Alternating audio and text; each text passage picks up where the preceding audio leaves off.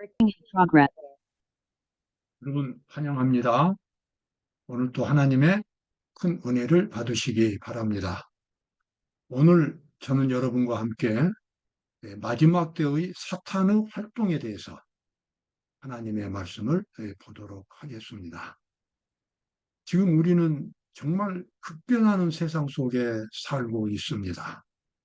과거에도 물론 이 많은 것들이 변화되고 그 변화 속도가 빨라지게 되었지만 지금 우리가 사는 이 세상은 정말 한 치 앞을 내다볼 수 없을 만큼 아주 급변하고 있습니다.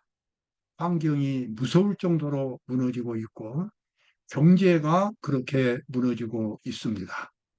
또 사람들의 문화도 그렇게 무너지고 있고 종교도 갈피를 못 잡고 있습니다. 세상 어디에도 사람들은 희망을 찾을 수가 없습니다. 이와 같은 급변하는 세상이 앞으로 50년, 100년 계속되리라고는 아무도 그렇게 예상할 수 없습니다. 이것은 무서운 어떤 큰 사건이 오고 있다는 것을 우리에게 짐작하게 만듭니다. 그런데 성경은 마지막 때에 사탄이 이 세상을 무섭게 장악할 것이라고 예언하고 있습니다. 그 이유는 하나님의 통제력이 점점 물러나기 때문에 그렇습니다.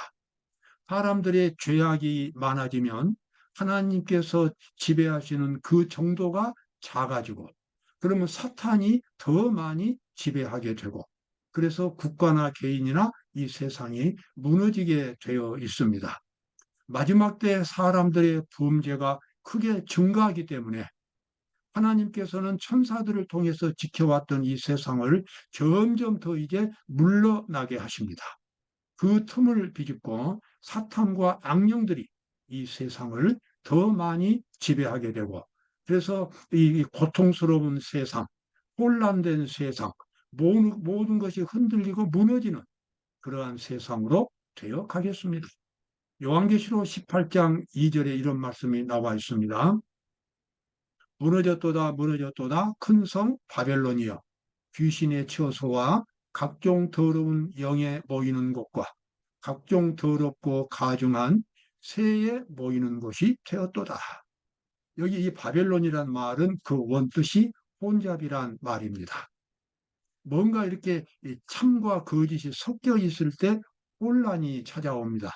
100% 거짓이라면 그것은 혼란스럽지 않습니다. 진실과 거짓이 섞여 있을 때에 혼란을 느낍니다. 마지막 때 이 세상의 형편이 바로 혼란입니다. 도덕이 있는 것 같고 종교가 있는 것 같고 참된 신자들이 있는 것 같지만 그러나 완전한 진리를 보여주는 그리스도인은 없고 이 어떤 사람도 이 세상의 마지막 최후 장면을 보여주기 못하기 때문에 그렇습니다. 그런데 이 성경절은 이 마지막 때 사탄이 온 세상을 강력하게 장악하기 때문에 모든 것들이 귀신의 처소와 더러운 영들이 모이는 곳, 이러한 곳으로 변해버렸다고 이 성경절은 말해주고 있습니다. 저희는 귀신의 영이라 이적을 행하여 온 천하 임금들에게 가서 하나님 곧 전능하신 이의 큰 날을 위하여 그들을 큰 날의 전쟁을 위하여 그들을 모으더라. 여기 나와 있는 큰 전쟁, 최후의 대전쟁, 아마겟돈 전쟁이라고 성경은 그렇게 말하고 있습니다. 아마겟돈 전쟁은 사실상 국가들 간의 제3차 세계대전이나 제4차 세계대전이나 이와 같은 세상적인 전쟁을 가리키지 않습니다. 여기 나와 있는 큰 전쟁은 하나님의 백성과 사단의 세력 사이에 벌어지는 영적인 전쟁, 하나님의 율법을 두고 바로 그 전개되는 영적인 전쟁이 아마겟돈 전쟁입니다. 그렇다고 해서 마지막 때에 큰 전쟁이 없는 것은 아닙니다. 정말 이 과거 1차나 2차 세계대전에서 볼 수 없었던 더 끔찍하고 무서운 전쟁이 온 세상을 이제 휘몰아 칠 것입니다.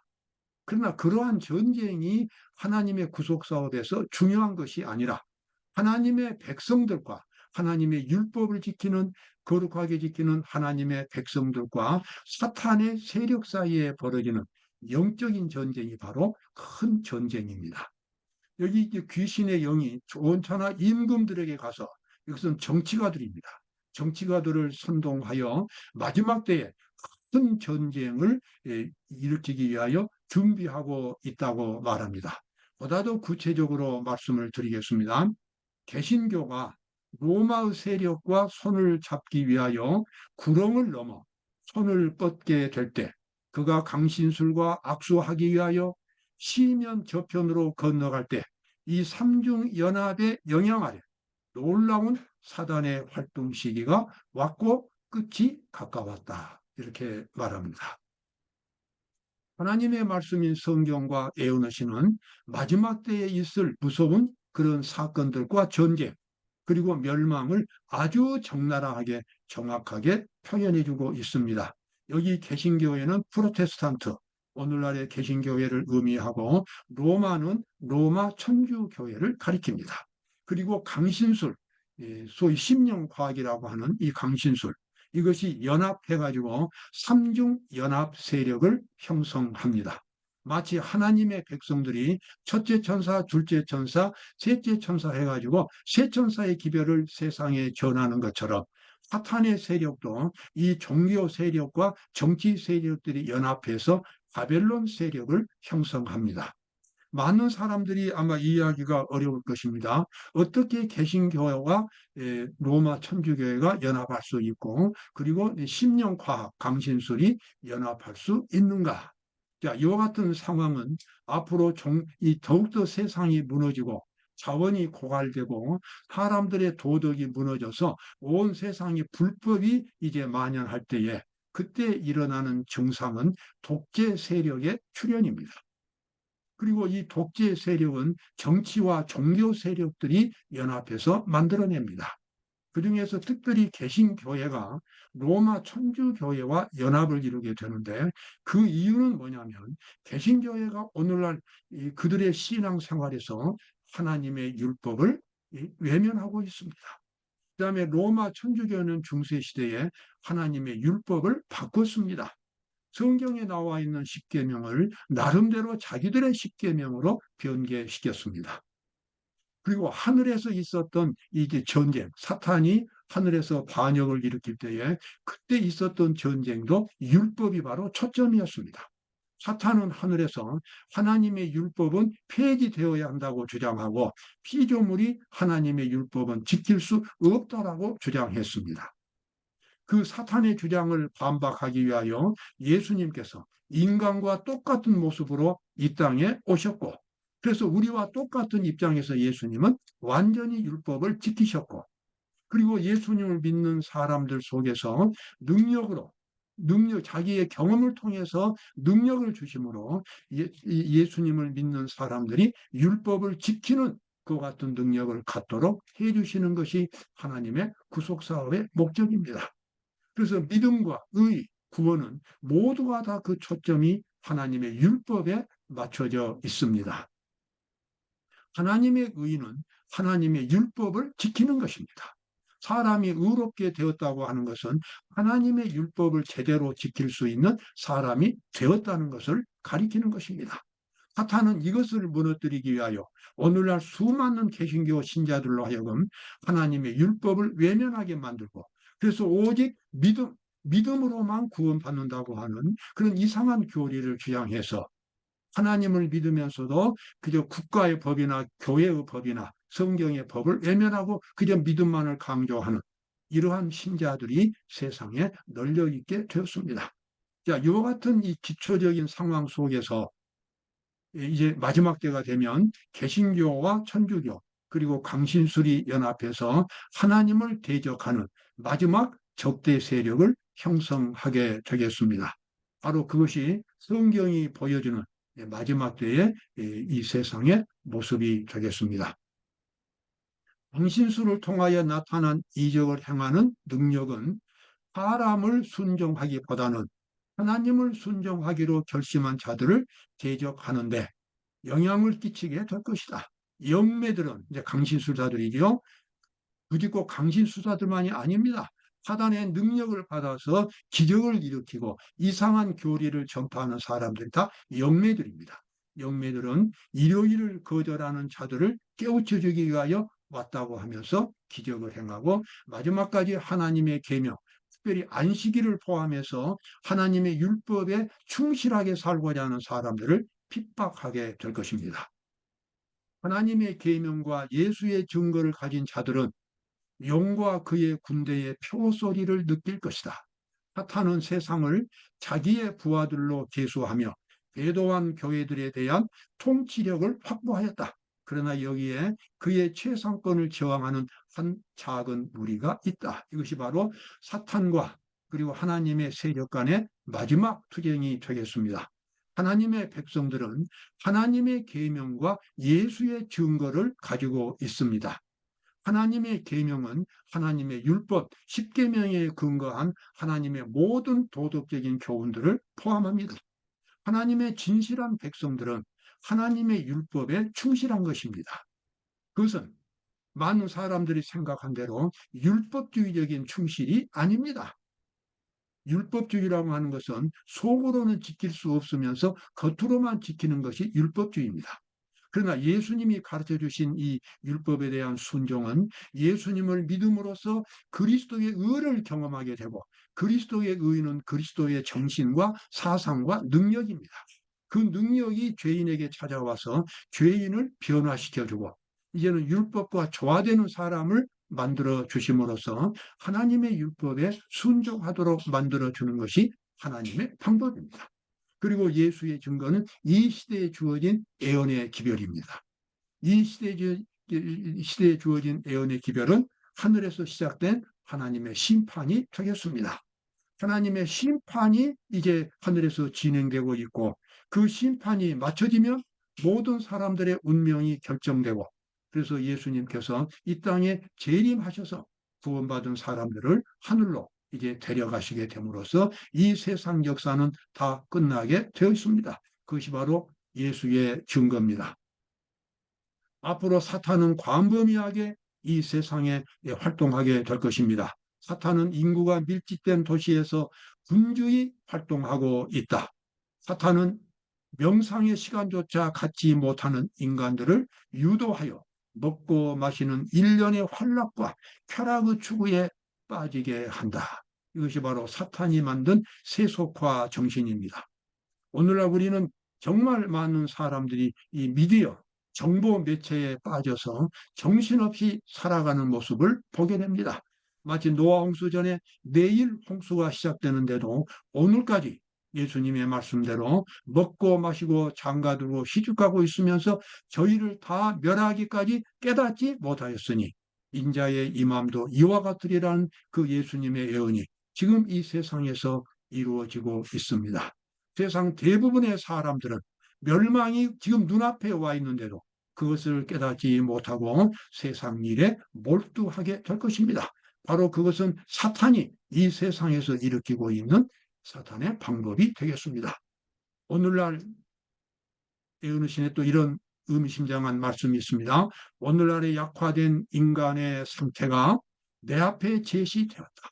온갖 형태의 질병이 인류에게 고통을 준다. 불구와 병든 몸을 가진 수많은 불쌍한 사람들이 신경이 쇠약하고 마음이 우울한 채 비참하게 살아가고 있다. 인류의 과학이 발달하고 문명이 발달함으로써 살기 편하게 되어 있고 수많은 편리한 도구들이 만들어졌지만 그러나 인간의 가장 근본적인 문제, 죄의 문제가 해결되지 못했기 때문에 사람들은 마음속에 진정한 평화를 경험하지 못하고 끊임없이 시달리면서 살아가고 있습니다. 좋은 약품과 또 이 시설로서 수명은 연장되었지만 얼마나 많은 노인들이 병마에 시달리는지 우리는 보고 있습니다. 파이프인은 그 마지막 상태를 이렇게 본 것입니다. 사탄은 인치는 시기가 마치고 하나님의 보호막이 그분의 백성에게서 거두어지기까지 온갖 관계를 다 써서 그렇게 되면 그들은 마지막 일곱 재앙을 내릴 때에 하나님의 맹렬한 진노를 피할 수 없게 될 것이다. 이 말씀은 마지막 때에 실재앙을 언급하고 있습니다. 성경은 매우 분명하게 이 세상이 멸망하기 직전에 7가지의 무서운 재앙이 이 세상에 닥칠 것이라고 그렇게 예언하고 있습니다. 정말 이 지구가 그 존재 자체가 뿌리부터 흔들리는 대재앙이 찾아옵니다. 그리고 모든 사람들이 이 가운데서 살아갈 수밖에 없고, 특별히 구원받은 하나님의 백성들도 그 속에 살고 있습니다. 그런데 이 마지막 재앙이 날릴 때는 시간적으로 하늘에서는 이제 심판이 끝난 후가 됩니다. 심판이 끝났다는 것은 구원받은 사람과 구원 못 받은 사람이 다 결정이 되었다는 이야기입니다. 그러므로 이 땅에 살고 있는 구원받은, 구원이 확정된 상태로서 아직도 살아있는 사람들은, 그 사람들은 다시는 죄를 짓지 않는 특별한 품성의 힘을 갖게 될 것입니다. 바로 그것이 늦은 비 성령입니다. 하나님께서는 비록 이 세상에 살고 있지만, 죄악 세상에 살고 있지만, 하늘에서 구원이 확정된 사람들이 다시는 죄를 짓지 않을 만큼 강력한 품성의 힘을 주겠다고 약속하셨습니다. 사탄은 이 사실을 알고 있기 때문에 하나님의 백성들이라도 너무 분주하게 살고, 그래서 하나님을 개인적으로 만나지 못하게 만들고 형식적인 신앙이 되게 하고, 그렇게 함으로써 마지막 때를 위해서 준비하는 일을 하지 못하도록 그렇게 하는 것이 사탄의 전략이라고 그렇게 말하고 있습니다. 마귀의 괴계를 능히 대적하기 위하여 하나님의 전신갑주를 입으라. 우리의 씨름은 혈과 육에 대한 것이 아니요 정사와 권세와 이 어두움의 세상 주관자들과 하늘에 있는 악의 영들에게 대함이라. 여러분, 이와 같은 무서운 사건, 무서운 종말이 다가오고 있지만 하나님을 진실되게 믿는 사람들에게는 피난처가 있고 피난할 수 있는, 살아남을 수 있는 길이 있습니다. 그 길은 어떤 외부의 어떤 조직이나 형식에 있는 것이 아니라 성도들 각자가 마음속에 경험하는 그리스도의 의가 되겠습니다. 그리스도 앞에서 자신의 진실한 마음을 토로한 사람, 자신의 마음을 고백한 사람, 자기의 죄를 다 회개하고 버린 사람, 그래서 그리스도의 사랑의 정신으로 자신의 영혼을 옷 입힌 사람들은 마음속에 천국이 건설되고, 그 천국 건설, 바로 그것이 마지막 때에 그 사람의 피난처가 되겠습니다. 수많은 천사들이 그 사람을 지켜줄 것이고, 그래서 이 세상의 재앙 가운데서도 그는 살아남은 사람으로서 이 세상에 살아있게 될 것입니다. 여러분, 이것이 바로 하나님께서 마련해 놓으신 피난처입니다. 인간의 어떤 과학이나 지식도 마지막 때의 사람들을 피난시켜 줄 수 없습니다. 오직 하나님의 능력만이, 그리스도의 의만, 믿음으로 말미암아 그리스도의 의를 경험한 사람들이, 그래서 하나님의 율법에 진심으로 순종하고자 노력했던 그 사람들, 그러한 믿음을 가진 사람들이 마침내 마음속에 천국을 경험하게 되고 마지막 재앙을 통과하고 살아남은 사람들이 되어서 이 땅에 다시 오시는 예수 그리스도를 영접할 수 있게 될 것입니다. 베드로는 이렇게 권면하고 있습니다. 근신하라, 깨어라. 너희 대적 마귀가 우는 사자같이 두루다니며 삼킬 자를 찾나니 너희는 믿음을 굳게 하여 저를 대적하라. 이는 세상에 있는 너희 형제들도 동일한 고난을 당하는 줄을 알미니라. 어려움 속에서도 절망하거나 불평하지 말고 그 어려움을 오히려 더 큰 믿음으로 상승할 수 있는 그러한 믿음을 가지라는 것입니다. 작은 일에서도 큰 일까지 모든 일에서 하나님의 뜻에 순종하라는 것입니다. 그리고 마음속 가장 깊은 동기부터 하나님의 말씀으로, 하나님의 뜻으로 채우라는 것입니다. 바로 이것이 이 사자, 마귀가 우는 사자같이 다니는 마귀를 대적할 수 있는 길이 되겠습니다. 여러분, 하나님께서 이러한 길들을 여러분과 저를 위해서 준비해 놓으셨습니다. 오늘도 기쁨이 넘치는 하루가 되시기를 바랍니다.